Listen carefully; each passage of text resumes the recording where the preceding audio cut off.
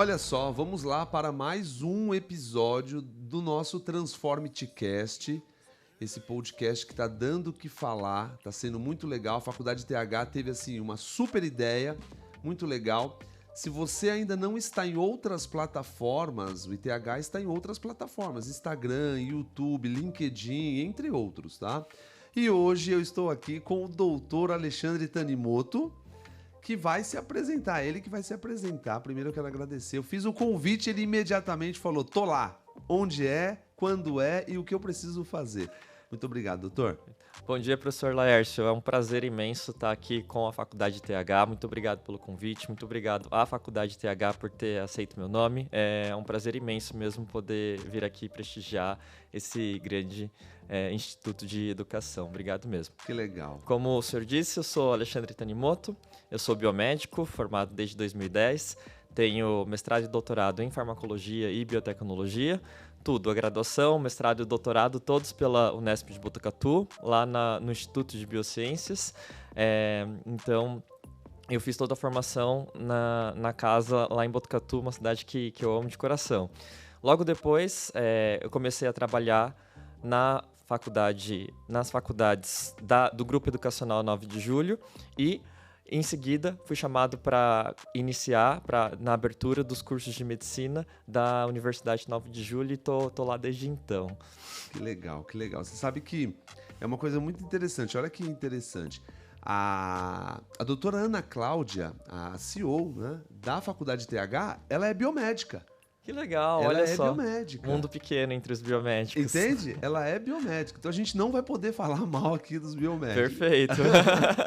Deixa eu fazer uma pergunta. Na sua família teve alguém biomédico, farmacêutico, profissional da saúde, alguma coisa do gênero? A minha mãe, ela é técnico em enfermagem, então eu tive uma grande influência dela para seguir nessa área de saúde. Mas quando eu era criança, eu era uma criança que passava mais tempo do que deveria no hospital, né? Eu não sei se era porque eu queria ficar perto da minha mãe, mas vira e mexe eu tava doente internado por lá.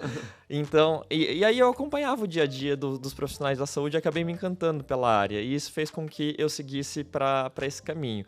E eu sempre quis fazer pesquisa, eu sempre quis dar aula e eu acabei fazendo biomedicina e segui toda a formação com essa área de ensino e pesquisa mesmo. Que legal, que legal. Eu tive o privilégio de conhecer o Dr. Alexandre Tanimoto dentro da Faculdade Uninove, onde nós estamos juntos, ministramos aulas juntos. Ele, claro, dentro de uma unidade curricular e eu em outra unidade curricular. Mas uma coisa que me chamou bastante atenção, eu acabo, como todos que acompanham sabem, eu estou muito envolvido na parte da gestão. E o Dr. Alexandre, ele tem uma capacidade pouco vista em gestores, né? Muito vista em líderes, e por isso que eu vejo e enxergo muitas características de liderança nele, que é a capacidade de escuta. Você tem uma capacidade de escuta sensacional, extraordinária. Isso vem do Alexandre, né? Ou isso vem, de repente, do oriental? Eu acho que vem um pouco mais do oriental, porque o Alexandre ele é uma pessoa espalhafatosa, que conversa bastante. Eu até fico incomodado comigo mesmo, porque eu interrompo muitas pessoas, né? Porque eu gosto muito de falar e de me expressar. E aí, com a influência da minha família, dos meus ascendentes, eu tento escutar um pouco mais do que falar, né? Mas assim, todo mundo fala que eu não sou bem japonês, porque eu sou muito expansivo, né? Eu converso muito, eu falo muito alto. Então, isso sai um pouco da linha. Mas ainda bem que eu tenho essa influência, né, de todos os meus ascendentes e consigo parar e tentar escutar as pessoas ao máximo. Mesmo que você acredita que você fala bastante, mas você escuta muito bem. Você tem uma capacidade de escuta muito boa. E uma outra característica que ele tem, eu não tenho. E eu acredito que muitas pessoas vão se identificar. Você consegue fazer 2, 3 coisas ao mesmo tempo. Eu já percebi você no celular, você no computador e você escrevendo ou fazendo... Mas como consegue isso, cara? Como consegue isso? Antes de você vir para a universidade, aqui para São Paulo, você tinha alguma posição lá dentro na faculdade que você se formou, em outros lugares? Como era? Não, nenhuma. Lá na Unesp, a gente era pós-graduando, né? Então a gente era aluno de mestrado e aluno de doutorado. O que acontece é que o meu orientador, ele sempre estimulou muito que a gente se administrasse, né? Então, assim, o laboratório não era... Ele falava que o laboratório não era dele. Ele falou o laboratório é de todo mundo. Então, cada um que tome conta do seu projeto e dos projetos de que vocês estão envolvidos, né? Então, a gente, como aluno de pós-graduação, não era só aluno, mas a gente também fazia parte de toda a parte de finanças de cada um dos projetos. A gente fazia as compras, a gente fazia toda a parte de cotações para os materiais, a gente conversava com os comitês de ética. Então, ele sempre teve essa preocupação de formar o profissional completo, né? Ele falou assim, se vocês usarem só o meu nome, usarem só o que eu sei, eu vou pegar um jabuti e colocar em cima de uma árvore. Eu vou colocar vocês lá no alto, mas vocês vão estar em cima de uma árvore. Quando vocês tiverem que fazer qualquer coisa sozinho, o que é o jabuti em cima de uma árvore que faz? Ele cai, né? Então eu quero que vocês voem. E aí eu vou dar trabalho para vocês no bom sentido, né? Então ele deixava que a gente cometesse nossos próprios erros. Porque seria muito mais barato para ele se ele tomasse conta de tudo. Né, seria muito mais rápido, em questão de tempo, de recursos e de dinheiro mesmo, né? Porque estraga menos coisa. Mas ele deixava com que cada um se virasse com as próprias coisas e eu acho que isso teve um pouquinho de influência. Agora, essa coisa de ser multitask, isso é novo para mim, porque eu funciono muito compartimentado. Assim, o computador pode estar ligado e o celular também. Mas assim, eu paro totalmente uma tarefa e vou para a próxima. Parece que eu estou fazendo muitas coisas ao mesmo tempo, mas é uma de cada vez. Assim, tanto que parece que eu desligo de todo o resto mesmo, né? Então vai uma coisa, aí eu esqueço. Aí o celular me distrai, eu vou pro celular e esqueço do computador. E aí eu esqueço dos dois e vou anotar alguma coisa. Anotação. Exato. Parece que é tudo ao mesmo tempo, mas é bem segmentado. Olha, você que está nos acompanhando, se você tem, de repente, vontade de ir para a parte de laboratório, pesquisa e acredita que você não vai ter que ter uma boa capacidade de gestão, que você acredita que, de repente, eu não vou me desenvolver como um líder, ele acabou de deixar aqui, ó, a influência que o professor, né, que coordenava um laboratório, a responsabilidade que ele também transferia para vocês. Sim. E você, como professor, dentro do que nós chamamos da academia, você tenta ou faz também dessa forma com os seus alunos? Eu tento fazê-los se virarem bastante, eu tento dar uma amostra do que vai ser a vida profissional para eles de uma forma controlada, é claro, né? Porque o mundo, do jeito que ele é muito assustador. Então, a gente tenta sempre trabalhar com simulações realísticas e eu sempre tento fazer com que o aluno enxergue a responsabilidade, né? Então, os alunos sempre vão pedir um prazo a mais, sempre vai barganhar. Exatamente, sempre vai tentar barganhar, ou na sedução ou na violência, assim, né? Verbal ou na agressividade. Mas eles sempre tentam barganhar de alguma forma, que também faz parte do mundo, né? Então, mas assim, eu sempre tento fazê-los com que eles saiam não só com conhecimento técnico daquelas unidades curriculares que a gente faz parte, mas também com um pouquinho mais de soft skills, né? Então, um pouquinho de responsabilidade, um pouquinho mais de habilidade de comunicação, um pouquinho mais de habilidades para se apresentar, que é o que a gente está fazendo aqui. Tomar decisões, exato. Ainda mais para as unidades que eu tomo conta, que são unidades que ensinam o profissional médico que exames pedir, quando pedi-los, né? Então, assim, quando você solicita um exame, sempre pensando na segurança do paciente, do mais barato para o mais caro e do mais seguro para o mais arriscado, né? Do menos invasivo para o mais invasivo. E a terapêutica também, que é a terapêutica medicamentosa, onde o médico é o centro principal das tomadas de decisão, porque é ele que vai decidir qual medicamento, com base nos benefícios e nos malefícios daquele medicamento, qual é a dose, de quanto em quanto tempo e qual que é a via de administração que é mais segura para aquele paciente no quadro clínico que ele apresenta. Então, são pequenas atividades, parece que são coisas bobinhas, né? Assim, que quando o aluno joga uma pergunta para mim, mas aí eu falo assim, não, doutor, a responsabilidade é sua, a prescrição é sua, né? O que o senhor me diz? O que a senhora me diz, doutora? Por qual via de administração vai ser num caso como esse? Então, eu tento, só que é claro que dentro de um ambiente limite, muito... né? Exato, porque eles são alunos ainda, claro, né? A gente quer encantá-los com conhecimento e não assustá-los tanto com o pior que tem na realidade, para que eles possam se tornar profissionais com capacidade de tomada de decisão própria e não dependendo de celular, de livro ou de um mentor, que no caso seríamos nós professores. Legal, legal. E é assim, né? Queira ou não queira, toma, né? Ele acaba estando, você como professor na sala de aula, você vira uma chave, não é? Você é o professor, você é o educador, e você recebe alguns problemas diferentes do aluno. Ele traz uma dúvida de uma disciplina, ele traz algo relacionado a um tópico de aula que você...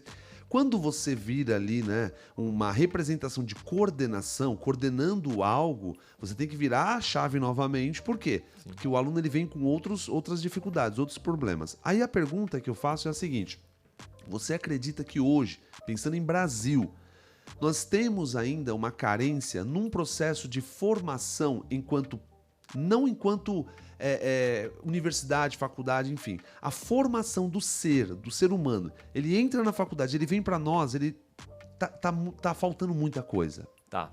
Tá, não tá? Tá faltando bastante coisa. Porque eu acho que o Brasil tomou um rumo onde o vestibular teve uma característica de seleção. Claro que ele precisava de uma maneira para selecionar, né? Mas eu acho que talvez as escolhas para o método de seleção tenha deixado a população jovem preocupada em um ensino superior dessa maneira, né? Então eles se preocupam muito em memorizar, nota, o que eu preciso saber.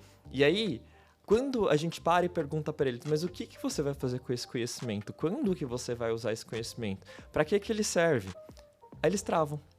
Eles ficam totalmente paralisados porque parece que eles nunca pararam para pensar numa coisa dessa. E aí, isso, ao mesmo tempo, faz com que o aluno e a aluna se foque tanto nessa coisa de memorizar, sentar e estudo, que eles esquecem de se formar como seres humanos mesmo, que é isso que o senhor disse. Olhando lá fora, né? Exatamente, olhando lá fora. Então, é muito comum a gente pegar os alunos quando eles estão, assim, levemente distraídos e eles fazem um pedido, deles não fazerem um pedido, deles fazerem uma ordem, né? Aí a gente só vira para eles e fala assim, você não esqueceu de 2 palavrinhas mágicas, não? Né? Quando alguém faz alguma coisa para eles, por exemplo, uma faxineira ou algum companheiro, algum colega de turma deles, fala assim, olha, você não esqueceu de agradecer essa pessoa, não? Então, assim, faltam coisinhas um pouquinho básicas mesmo, né? E é claro que, se falta isso, também vai faltar habilidades um pouquinho mais elaboradas. Então, as pessoas também chegam pra gente sem habilidade nenhuma, por exemplo, para lidar com o fracasso. Boa. Porque geralmente... Frustrações, exatamente, né? As frustrações. Porque é na faculdade que todo mundo parece que fica realmente igual. Todo mundo é aluno, tá do mesmo curso e eles vão virar os mesmos tipos de profissionais. Verdade. E o jeito que o mundo preparou essa geração, parece que todo mundo é mais especial. E cada qual é mais especial que todo o resto que importa. E nada mais importa. Acabou. Exatamente. Então, aí, eles brigam por causa de coisas que, assim, que eles nem imaginam qual que é o resto do problema do mundo, né? A temperatura do ar-condicionado, se senta mais na frente ou mais atrás da sala. E a pessoa tomou meu lugar. Exatamente. Ai, nossa, professor, o assento do computador tá travando, né? Alguma coisa assim do tipo. Então, eles perderam muito essa coisa de habilidade social para saber qual que é a utilidade daquilo que eles estão aprendendo e também perderam a habilidade de interagir umas com as outras sem atropelar a outra pessoa, né? Respeitando todos os espaços individuais, né? E os tempos de cada um. Sempre é imediatamente para ele.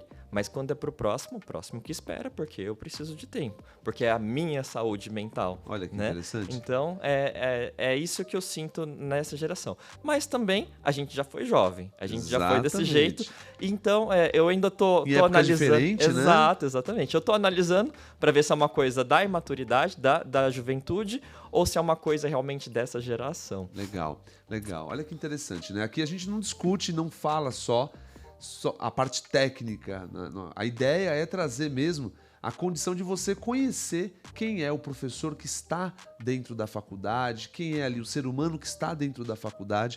E aí eu faço uma pergunta, e você é a melhor pessoa para responder isso, né? Nós estamos perdendo pesquisadores. Estamos. Né? Parece que, eu não sei se foi pós-pandemia ou se isso já vinha acontecendo. Pelo menos eu percebo que as pessoas não têm mais vontade de ir para laboratório, pesquisar, enfim. É real isso ou como é? É real, mas eu acho que não é só uma consequência dos últimos anos, né?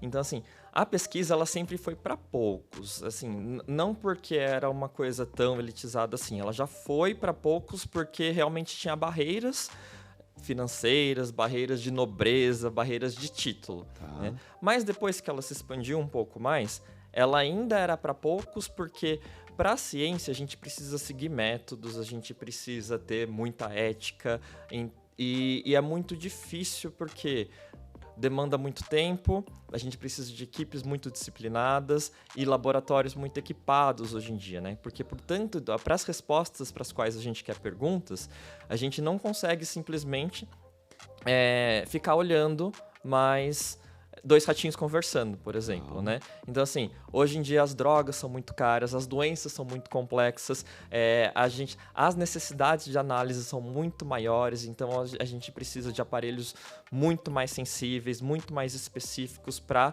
conseguir dar as respostas que a gente está procurando. Então, assim, ela foi facilitando por um lado, porque hoje em dia você não precisa mais ser nobre, você não precisa mais ter títulos para ser doutor, para fazer doutorado, para ter título grau universitário, nem mestrado, mas ao mesmo tempo, para fazer pesquisa mesmo, várias barreiras foram acontecendo. E elas são para o bem, né? Por exemplo, comitê de ética é uma barreira muito necessária e ela é para o bem, né? Então, mas aí outras foram surgindo que eu não sei se elas estão tão bem-vindas, né? Por exemplo, barreiras políticas. Essa daí é uma que trava muito, porque como a gente precisa de muito dinheiro, um dos mais interessados a saber se quer ou não pesquisa é o governo daquele país. Verdade. Então, assim, a depender do governo, pode ser que tenha mais pesquisas, e a depender do governo, pode ser que tenha menos, né? Ou a depender de uma iniciativa privada, mas e aí a gente vai tendo problemas, né? Porque quando o dinheiro vem do governo, geralmente aquele projeto veio da cabeça do pesquisador, uma vontade, uma curiosidade que ele tinha. Geralmente quando vem de uma verba privada, o contratante, é a instituição proponente, quem patrocina o estudo, que tem a dúvida e que quer uma resposta, né? Então, assim, os dois são pesquisas, os dois vão trazer progresso. Com propósitos diferentes, mas os dois vão trazer progresso.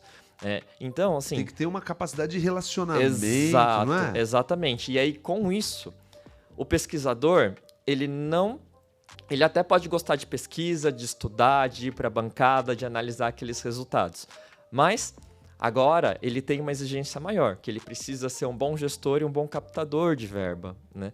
E além de um bom gestor financeiro e um bom captador de verbas, ele precisa ser um bom gestor de pessoas, um bom gestor de recursos humanos, porque a gente está trabalhando cada vez com equipes maiores. Verdade. E aí a gente precisa saber lidar desde da equipe de faxina até o super pós-doc, que é professor, doutor titular de uma universidade de renome mundial, por exemplo. Porque a gente trabalha com equipes de todos os níveis. E a gente precisa saber se relacionar com todo mundo e saber bem se relacionar bem. Ou seja, a pesquisa é de interesse a nível que acaba transcendendo o Brasil, ultrapassa tudo, né? Sim, com certeza. Legal. Que bacana. Eu vou fazer uma última pergunta que eu vou deixar ele em saia justa. Eu vou deixar você numa saia justa, doutor. Você vai falar assim depois, falar, Laércio, pelo amor, mas eu vou precisar fazer isso. Se tivesse que escolher sala de aula ou pesquisa, laboratório, o que um bom biomédico, doutor Alexandre, escolheria? Nossa, isso é difícil mesmo, doutor. Que pergunta difícil, porque são dois lugares que eu amo muito mesmo. Você está confortável nesses dois ambientes, né? Isso, eu tô muito confortável. Você quer pegar um profissional de laboratório e deixar ele bem, é deixar ele dentro de um laboratório. Sim, exatamente. E você quer pegar um educador e deixar ele bem, é deixar dentro de uma sala de aula, né? Exato. E aí? Olha, se fosse para responder hoje, eu acho que seria na sala de aula. Sim, seria na sala de aula.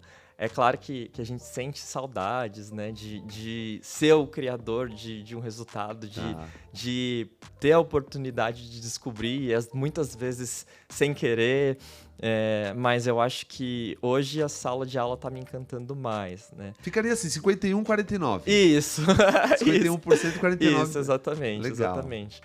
Mas eu te coloquei numa saia justa. Colocou, eu tive que pensar em muitas coisas agora, prós e contras muito rapidamente. Que eu vou responder, exatamente. Né? Mas Legal. eu acho que a sala de aula tá me encantando mais ultimamente.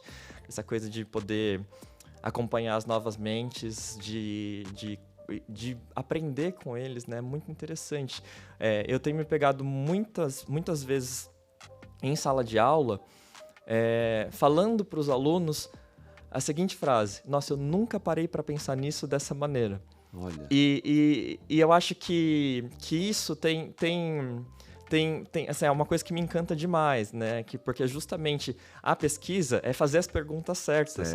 Não ter as respostas. Exatamente. Né? E a sala de aula tá me fazendo repensar em muitas coisas que são simples, entre aspas, né? Que fazem parte do conhecimento básico, que só do aluno perguntar de uma forma diferente me faz pensar naquele assunto de uma maneira diferente. Então, a sala de aula tem sido o lugar que tem me trazido mais insights e mais perspectivas novas para novas ideias, inclusive para a pesquisa. Olha, então, legal. por isso que eu escolho a sala de aula hoje. Que bacana, que bacana. Olha, nós vamos ficar por aqui. Doutor Alexandre, mais uma vez, muito, muito, muito obrigado por você estar aqui. Eu sei que é a agenda apertada, mas você se organizou e falou, eu vou... E veio. Muito obrigado, viu? Sou eu que agradeço o convite de novo. Querido professor Laércio, doutor Laércio, um grande amigo, né? A gente compartilha os cafés na universidade. Momentos muito agradáveis. Obrigado mesmo pelo convite, obrigado pelo Instituto ITH por ter aceito o meu nome. Foi um prazer enorme estar aqui com vocês. Que legal, que legal. Ficamos por aqui. O doutor Alexandre, ele está... não somente nos cursos da Unidade de São Paulo, da Faculdade TH e todas as outras unidades, tá? A unidade de Goiás, a unidade de São Paulo. Se você quer ouvir mais o Dr. Alexandre, então venha e você vai conseguir entender um pouco mais sobre essa mente, porque esse tempo que nós passamos aqui foi bem pouco perto da imensidão, né? Eu o conheço. Eu sei da capacidade, tanto relacional quanto técnica desse profissional. Ficamos por aqui. Muito obrigado. Até mais.